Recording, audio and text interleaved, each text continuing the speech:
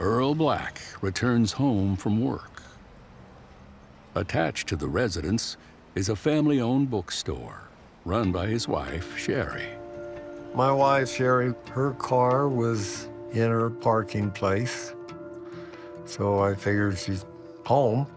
I walked in the shop and hollered, "Sherry," and she didn't appear. There's a room across the back. This door was shut at that time, and I could see blood right above me. So I opened the door, and that's when I found her. Earl's wife, Sherry, lays prone on the floor. She's not breathing. She had a pair of scissors sticking out of her belly. I'll never forget it. I mean, how do you forget finding someone you love like that?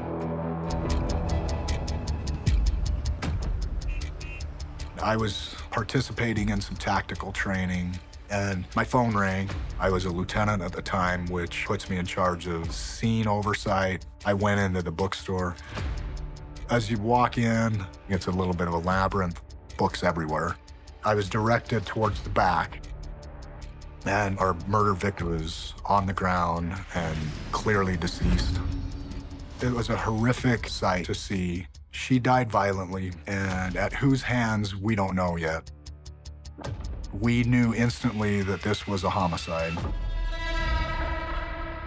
As crime scene investigators continue processing the scene for evidence, police develop a theory about what happened to Sherry and discover the killer may have left multiple clues behind. What became evident is clearly there was a fight in this back room. With all of this blood, we have to assume that maybe this murderer's blood is going to be there also. We also were able to locate a partial fingerprint and a palm print. We felt elated because, as we know, just like DNA, fingerprints are specific to one particular individual. Palm prints are the same. Police collect the fingerprints and blood samples and send them off for analysis. Results from the blood and fingerprints collected from the scene come back, offering new clues about the suspect's identity. When I found out that we had suspect DNA, we ran it into CODIS, which is a database of criminal offender DNA, and we were informed that there was no match for DNA in that database. As far as the fingerprints and the palm print, we didn't get any hits. I was disappointed. Leads dry up like the sun-cracked surface of the city's famous Salt Lake. And the case of the bookstore bibliophile goes cold.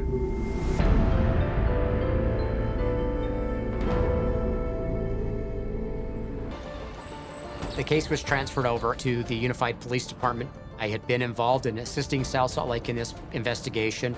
Now it's exclusively over at Unified Police Department. I would be assigned as the lead investigator to this case. And I decided I wanted to start fresh. In these types of cases, you really have to try to think of anything and try everything that you possibly can. And on occasion, you might turn over that little stone that all of a sudden produces something. As Detective Pender searches for strategies to help find Sherry's killer, he comes across a new technology that may hold the key. I was familiar with genealogy because my mother used to do that to make a little extra money for the family.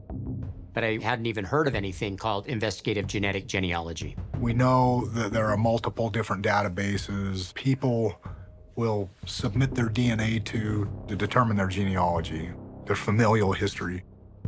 And if we can find through our suspect DNA who this person may be related to, then there's a good chance that we can trace back to our suspect. I got a call from the genealogist who said, we have a match to an individual who we believe is closely related to your perpetrator. The family were located in Sacramento, California. I knew I needed to get out there and interview him.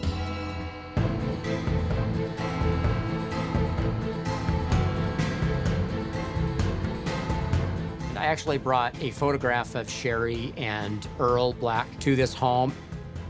As we were talking, I asked the adult son if maybe in high school he would have had some type of intimate relationship. He said, I did. And she had indicated to me that I had fathered a child.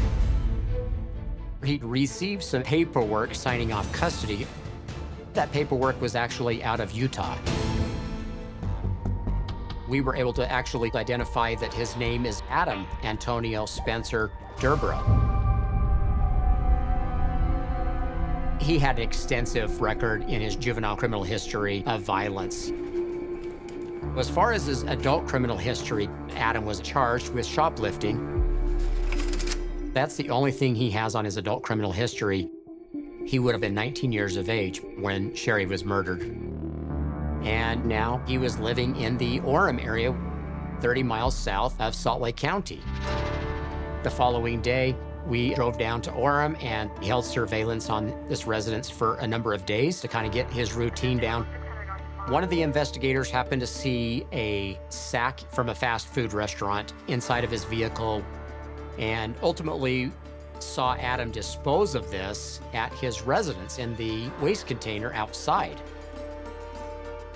We took the trash and I informed our state crime lab. They said, great, bring it down to our office. So I went home for the night, went to bed. About 2 or 3 in the morning, I actually got a text and my wife asked, who's texting you at this time in the morning? And I said, it's the lab, it's a match. And I really became emotional at that point. I just laid there and kind of started thinking things through of where we go from here.